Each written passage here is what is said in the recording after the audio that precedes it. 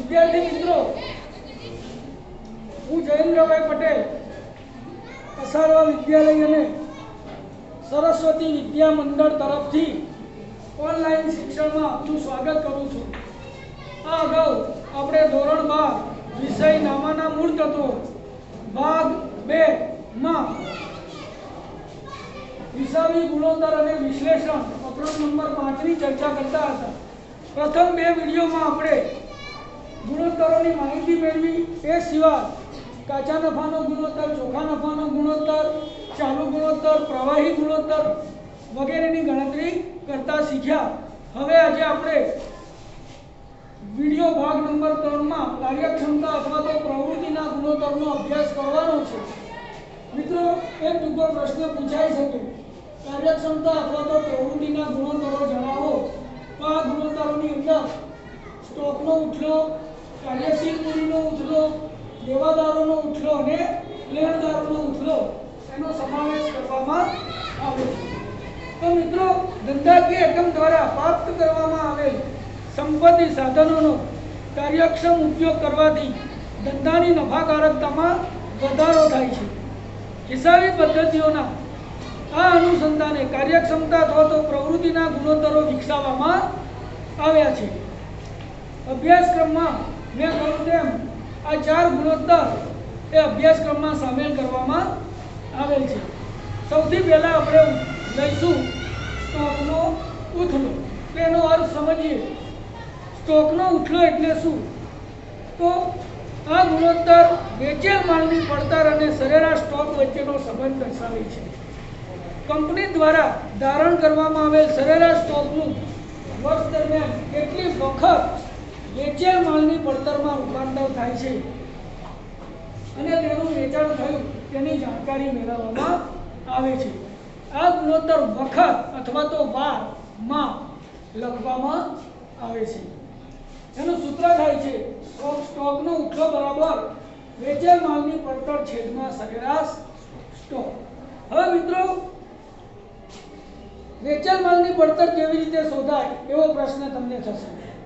તો પુસ્તકના page number 237 માં વેચેલ માલની પડતર શોધવા અંગેનું માહિતી તમને આપેલી છે. વેચેલ માલની પડતર બરાબર કાચા માલનો શરૂનો સ્ટોક વત્તા કાચા માલની ખરીદી વત્તા ખરીદીના ખર્ચા ઓછા કાચા માલનો આખરનો સ્ટોક બરાબર વપરાયેલ કાચા માલની પડતર તમને મળે. આની અંદર તમે મજૂરી અને કારખાનાના ખર્ચા ઉમેરો એટલે તમને વેચાણ માલની પડતર પ્રાપ્ત થાય છે. તો મિત્રો, આ રીતે તમે વેચેલ માલની પડતર શોધી શકો છો. એ સિવાય સરેરાશ સ્ટોક શોધવો હોય તો શરૂનો સ્ટોક વત્તા આખરનો સ્ટોક ભાગ્યા 2, તો તમે સરેરાશ સ્ટોક પણ શોધી શકશો. ત્યારબાદ બીજી રીતે પણ વેચેલ માલની પડતર શોધાય છે, જે આપણે અગાઉ શોધી હતી. બીજી રીતે શોધો તો વેચેલ માલની પડતર બરાબર વેચાણ ઓછા કાચો નફો. એ રીતે પણ તમે વેચેલ માલની પડતર શોધી શકો છો. અને કાચો નફો શોધવો હોય તો વેચાણ ઓછા વેચેલ માલની પડતર, તો એના આધારે તમને કાચો નફો મળે. એ આપણે અગાઉના સૂત્રમાં લીધું હતું, પણ એની અહીંયા જરૂરિયાત નથી. આપણે અહીંયા વેચેલ માલની પડતર શોધવા માટે વેચાણમાંથી કાચો નફો બાદ કરો એટલે સીધી તમને વેચેલ માલની પડતર પ્રાપ્ત થઈ જાય. હવે સ્ટોકના ઉથલાનો ગુણોત્તર શોધવાનો મુખ્ય હેતુ શું છે એ સમજો. તો આ ગુણોત્તર દ્વારા ધંધાકીય એકમમાં સ્ટોકનું વેચાણમાં રૂપાંતર કરવા અંગેની કાર્યક્ષમતાનું માપન થાય છે. વલણ સામાન્ય રીતે વધતું વલણ સ્વીકારવા યોગ્ય છે. એટલે કે સ્ટોકનો ઉથલો જેમ વધારે આવે એમ એ વધુ સારું છે, કારણ કે વારંવાર સ્ટોક એ આપણા ત્યાં વેચાતો જાય છે અને એનો એ સ્ટોક ફરતો રહે છે, જેથી કરીને વેચાણ આપણું વધે છે. વેચાણ વધે એના કારણે આપણને નફાની પણ પ્રાપ્તિ થાય છે. તો આ રીતે સ્ટોકના ઉથલાનું વધતું વલણ એ આપણા ધંધાકીય એકમની કાર્યક્ષમતા દર્શાવે છે. હવે આપણે પુસ્તકનું ઉદાહરણ નંબર 24 જોઈશું.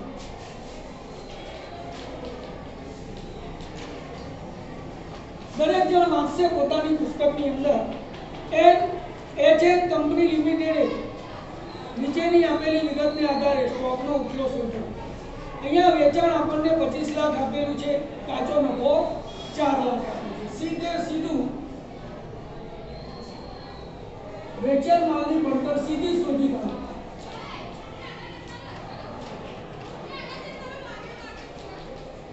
વેચાણ ઓછા કાચો નફો।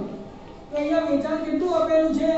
25 લાખ આપેલું છે ને, માઈનસ 4 લાખ રૂપિયા કાચો નફો, એટલે આપણું વેચાણ થશે 21 લાખ રૂપિયા। કેટલું થયું? હવે જો 25 લાખ રૂપિયા વેચાણ, કાચો નફો 4 લાખ, શરૂનો સ્ટોક અને આખરનો સ્ટોક આપેલા છે, તો આપણને કયો સ્ટોક મળશે? સરેરાશ સ્ટોક। સરેરાશ સ્ટોક બરાબર શરૂનો સ્ટોક કેટલો આપેલો છે? શરૂનો સ્ટોક 4 લાખ વત્તા આખરનો સ્ટોક 3 લાખ બરાબર 7 લાખ છેદમાં 2 બરાબર 3 પોઈન્ટ એટલે 3,50,000 સરેરાશ સ્ટોક મળ્યો। શું મળ્યો? સીધું ને સર હવે સૂત્રમાં કિંમત મૂકો। વેચેલ માલની પડતર 21 લાખ કેટલી છે? છેદમાં સરેરાશ સ્ટોક 3,50,000 બંનેનો ભાગાકાર કરો એટલે કેટલા આવે છે? 6 વખત એના કરું વખત અથવા તો અહીંયા ગાડી આ એક્ઝામ્પલમાં સરેરાશ 6 વખત એક વર્ષમાં આપણો સ્ટોક ફરે છે, એટલે સ્ટોકનું વેચાણ કેટલી વાર થાય છે? 6 વાર। બીજો ઉદાહરણ નંબર 2 ડીડી કંપની લિમિટેડ। મિત્રો આ ઉદાહરણો ખૂબ અગત્યના છે, ટૂંકા ઉદાહરણો છે, પરીક્ષામાં આવા જ દાખલા પૂછાય, લાંબી ગણતરી વાળા ઉદાહરણોના દાખલા પૂછાતા નથી, એટલે એક પણ ઉદાહરણ તમે છોડશો નહીં।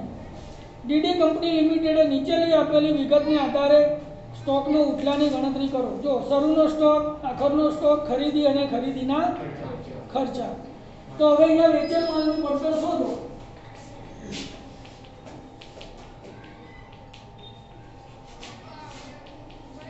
પડતર બરાબર શરૂનો સ્ટોક કેટલો છે? 30,000 વત્તા ખરીદી 4,80,000 વત્તા ખરીદીના ખર્ચા 20,000 ટોટલ કેટલા થયા? 5,30,000 થાય છે, બાદ આખર સ્ટોક કેટલો છે? 40,000 તો તમારે કેટલા મળે? અહીંયા ગાડી 4,90,000 શું આવ્યું? વેચેલ માલની પડતર।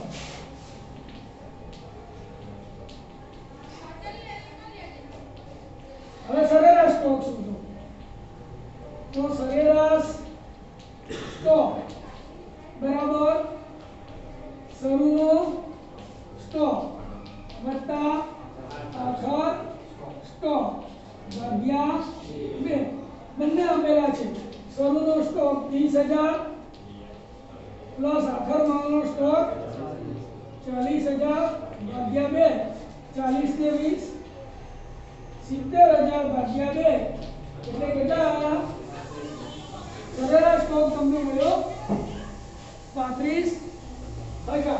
હવે આપણું સૂત્ર જે છે એમાં કિંમત મૂકીએ। આ સૂત્રમાં સ્ટોકનો ઉપલો બરાબર વેચેલ માલની પડતર 4,90,000 ભાગ્યા સરેરાશ સ્ટોક 35,000 ભાગાકાર કરતા કેટલો જવાબ મળે છે? જો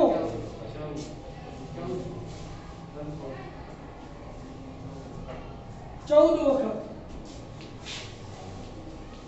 એટલે તમારો સ્ટોક એક વર્ષની અંદર 14 વાર એ ફરે છે બરાબર।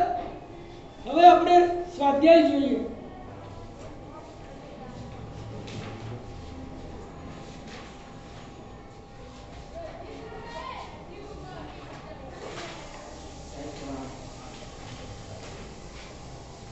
જો સ્વાધ્યાયની અંદર મેં તમને અગાઉ પણ કહ્યું છે 5 અને 6 નંબરનો દાખલો અભ્યાસક્રમમાં નથી। 7મો અને 8મો તમને ઘરેથી ગણવા આપેલો છે અગાઉ। 9, 10, 11, 12, 13, 14 પણ આપણા અભ્યાસક્રમમાં નથી। 15 નંબરનો દાખલો એલ કંપની, આપણે અહીંયા 15 નંબરનો દાખલો ગણીએ સ્વાધ્યાયનો।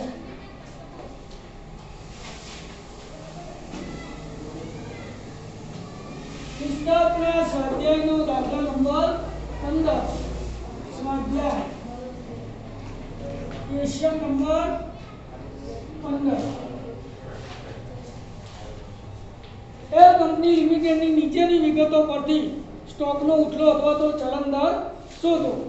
વેચાણ 30 લાખ, શરૂનો સ્ટોક 3,50,000, આખરનો સ્ટોક 2,50,000, ખરીદી 12 લાખ બરાબર। હવે આપણે તો સીધો કાચા નફાનો દર આપેલો જ છે બરાબર। તો વેચેલ માલની પડતર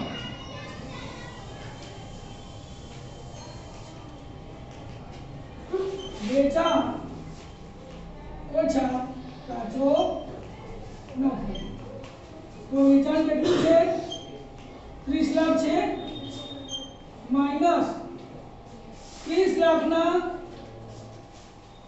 30% કરો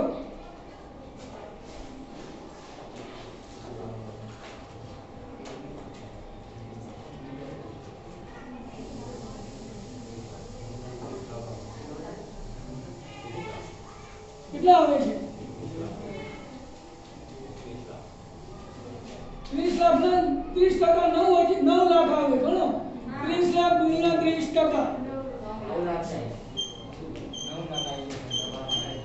એટલે વેચાણ કેટલું આવ્યું 21 લાખ। સીધે સીધું તમને વેચાણ મળી ગયું। એટલે વેચાણ માલની પડતર મળી ગઈ। શું મળી વેચેલ માલની પડતર। હવે સરેરાશ સ્ટોક શોધો।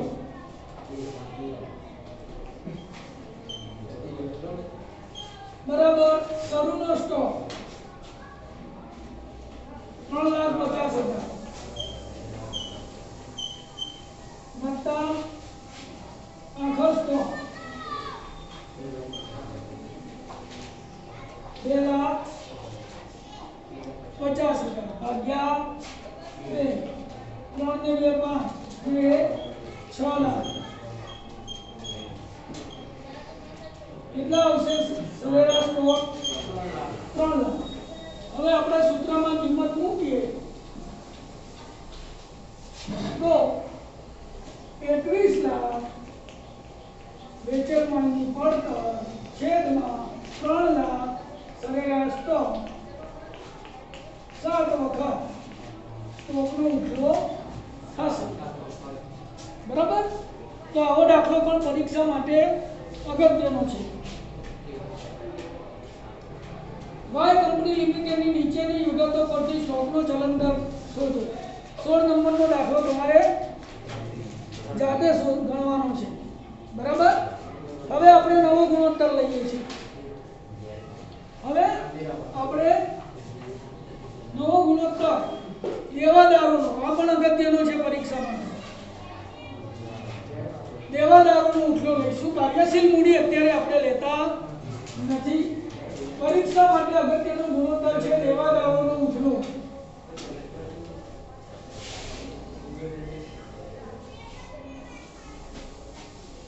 લખો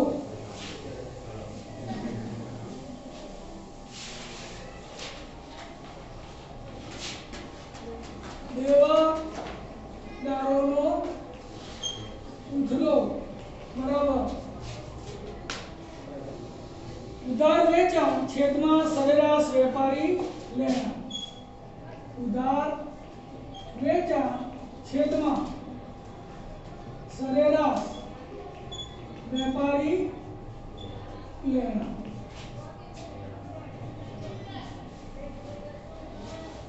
હવે સરેરાશ વેપારી લેણા એટલે શું? તેનું સૂત્ર સરેરાશ વેપારી લેણા બરાબર શરૂના વેપારી લેણા વત્તા આખરના વેપારી, એટલે શરૂના દેવાદારો વત્તા આખરના દેવાદારો। શરૂના વેપારી લેણા પ્લસ આખરના વેપારી લેણા। પુસ્તકના પેજ નંબર 240 માં તમે જુઓ અપોન 2 ભાગ્યા 2। તો દેવાદારોનો ઉથલો આ ગુણોત્તર લેણાના ઉથલાનો ગુણોત્તર પણ કહેવામાં આવે છે। આ ગુણોત્તર ઉધાર વેચાણ દ્વારા કેટલી વખત દેવાદારો અને લેણી હુંડીઓ ઉદ્ભવે છે તે જાણી શકીએ છીએ। એટલે કે ધંધાના દેવાદારો કેટલી વખત એક વર્ષમાં આપણને પૈસા આપીને પાછો ઉધાર માલ લઈ જાય છે। સૂત્ર આપણે બોર્ડ ઉપર જોયું, દેવાદારનો ઉથલો બરાબર ઉધાર વેચાણ છેદમાં સરેરાશ વેપારી લેણા। સરેરાશ વેપારી લેણા બરાબર શરૂના વેપારી લેણા પ્લસ આખરના વેપારી લેણા ભાગ્યા 2। વેપારી લેણાની ગણતરી કરતી વખતે દેવાદારોમાંથી ગાળખા અનામત અહીંયા બાદ કરવામાં આવશે નહીં, બરાબર।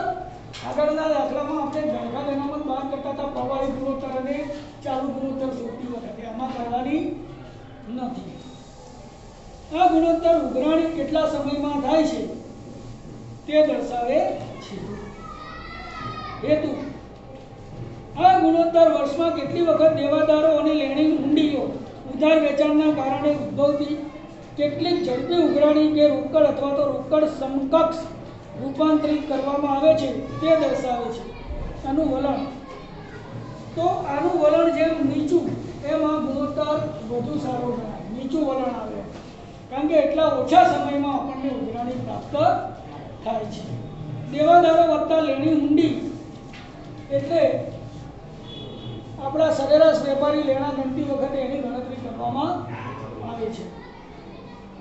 હવે અહીંયા આગળ તમને જો મહિનામાં શોધવાનું કે તો 12 છેદમાં દેવાદારનો ઉથલો, દિવસમાં શોધવાનું કે તો 365 અથવા તો 360 અને અઠવાડિયામાં શોધવાનું કે તો 52, બરાબર। હવે ઉદાહરણ નંબર 29 તરફ નજર કરો।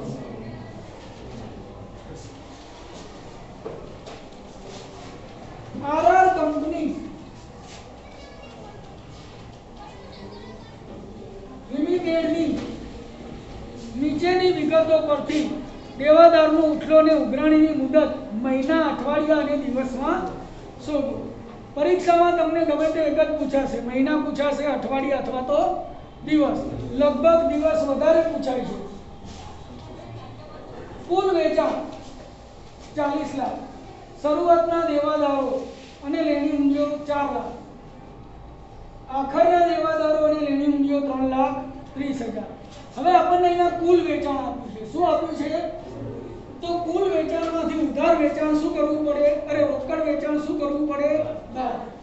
તો આપણે અહીંયા આગળ ઉધાર વેચાણ બરાબર કુલ વેચાણ માઈનસ બોલો રોકડ વેચાણ। કુલ વેચાણ આપેલું છે 40 લાખ। મિત્રો આંકડા લખવામાં પરીક્ષામાં ખૂબ કાળજી રાખજો, એક બિંદુ ઓછું થશે તો દાખલો ખોટો થશે। બાદ રોકડ વેચાણ 3,50,000 એટલે આવશે આપણું 40 માંથી 3 જાય તો 37 માંથી 50 જાય તો 36,50,000 શું આવ્યું? ઉધાર વેચાણ। હવે આપણે સરેરાશ વેપારી લેણા શોધવા છે। શું શોધવા છે? તો સરેરાશ વેપારી લેણા શરૂના લેણા વત્તા આખરના 4 લાખ વત્તા 3,30,000 ભાગ્યા 2।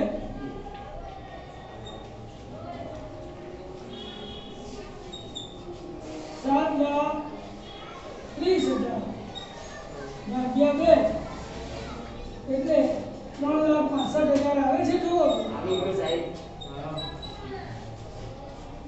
કારણ કે 35 નું 70 એટલે 3,50,000 ને 30 ને 2 ભાગો એટલે 15 50 ને 15 65 હવે આપણે સૂત્રમાં કિંમત મૂકો શરૂના વેપારી લેણા સોરી ઉધાર વેચાણ આવ્યું 36,50,000 શું આવ્યું 36,50,000 છેદમાં સરેરાશ વેપારી લેણા 3,65,000 ભાગાકાર કરતા દેવાદારોનો ઉઠલો આપણને મળશે 10 શું મળશે હવે સૌથી પહેલા શેમાં શોધવાનું કહ્યું છે મહિનામાં આ પહેલો જ બન્યો હવે બી ઉઘરાણીની મુદત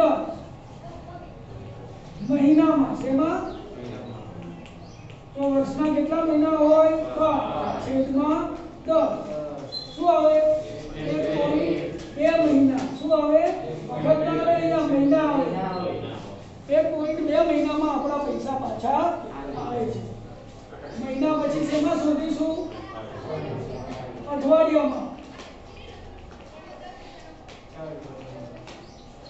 તો એક વર્ષના કેટલા અઠવાડિયા હોય 52 છેદમાં 10 એટલે 5.2 અઠવાડિયામાં સરેરાશ તમારા પૈસા તમને પાછા મળે છે હવે શેમાં આવે દિવસમાં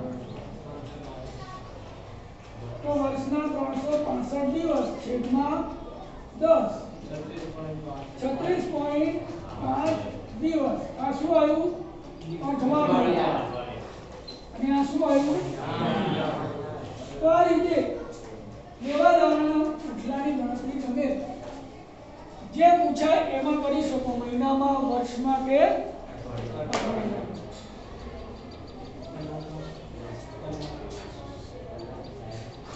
હવે 36.5 આયા તો 37 દિવસ તમે 5 અથવા 5 કરતા વધારે આવે તો આગળની સંખ્યામાં એક ઉમેરી દો 5 થી ઓછા આવે તો ઉમેરવાના નહીં હવે તમારે ઉદાહરણ નંબર 30 ઘરેથી ગણવાનું રહેશે હોમવર્ક તમને ઉદાહરણ નંબર 30 માં આપ્યું છે હવે લેણદારોનો ઉઠલો જોઈશું શું આવશે હવે લેણદારોનો ઉઠલો મિત્રો લેણદારોનો ઉઠલો શોધવા માટે સૂત્ર થશે લખો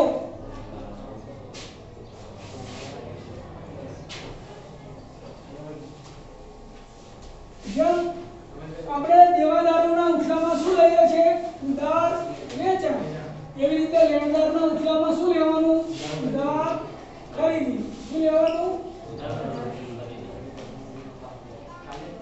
લેણદારોનો ઉઠલો બરાબર ઉધાર ખરીદી છેદમાં સરેરાશ વેપારી દેવા આવે શું આવે દેણા એટલે દેવાદારો થાય અને દેવા એટલે લેણદારો થાય એટલે સરેરાશ વેપારી દેવા આગળના સૂત્રમાં શોધીતું એમાં સરેરાશ વેપારી દેવા બરાબર શરૂના વેપારી દેવા વત્તા આખરના વેપારી દેવા છેદમાં 2 ઓકે આ રીતે તમે વર્ષ મહિના અને દિવસમાં આની ગણતરી કરી શકો છો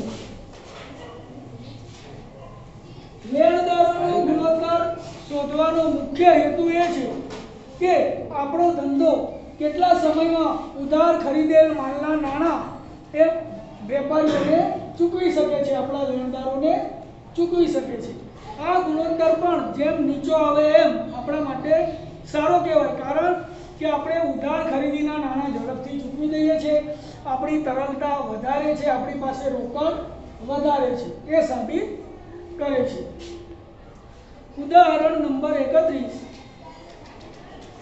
આપણે લઈશું બોર્ડ ઉપર. ઉદાહરણ નંબર 31. એબી કંપની લિમિટેડની નીચે આપેલી વિગતોને આધારે લેણદારોનો ઉઠલો શોધો. શરૂના વેપારી દેવા 3,60,000, આખરના વેપારી દેવા 4,80,000. ઉધાર ખરીદી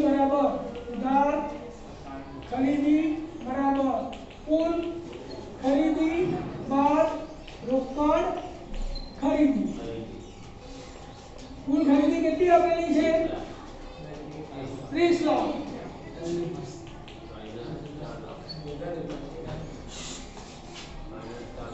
માઇનસ રોકડ ખરીદી 4 લાખ, એટલે આપણી ઉધાર ખરીદી થઈ 26 લાખ.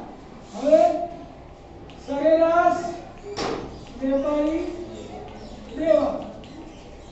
સરેરાશ વેપારી દેવા બરાબર શરૂના વેપારી દેવા 3,60,000 પ્લસ આખરના વેપારી દેવા. સૂત્ર તો અહીંયા બોર્ડ ઉપર મેં લખેલા જ છે. 4,80,000. 4 ને 3 7 8,40,000 ભાગ્યા 2 4,20,000. સૂત્રમાં કિંમત મૂકો તો 26 લાખ છેદમાં 4,20,000 એટલે તમને જવાબ મળશે 6.19. કેટલી વખત? તમારા લેણદારોનો ઉઠલો વર્ષની અંદર 6.19 વખત થાય છે. હવે આ રકમ આપણે એક દિવસ મહિનામાં તો 12 મહિના છેદમાં 6.19 કેટલા આવે છે? જુઓ તો 1.94 મહિના. ત્યારબાદ અઠવાડિયા 52 છેદમાં 6.19. ભાગાકાર કરતા જવાબ મળશે 8.40 અઠવાડિયા.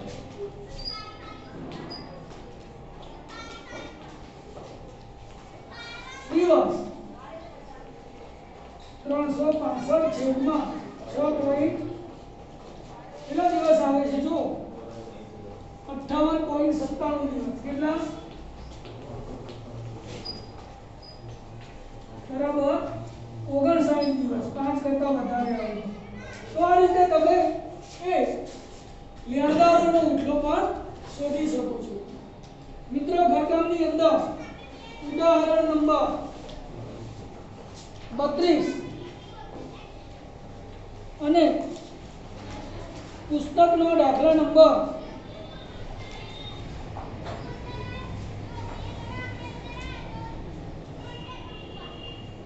18 અને 20 એની અંદર તમારે દેવાદારોનો ઉઠલો અને સ્ટોકનો ચલનદર અને 18 નંબરના દાખલામાં નથી અને 19 નંબરના દાખલામાં પણ લેણદારોનો ઉઠલો, ચૂકવણીના દિવસો અને મુદત. બરાબર.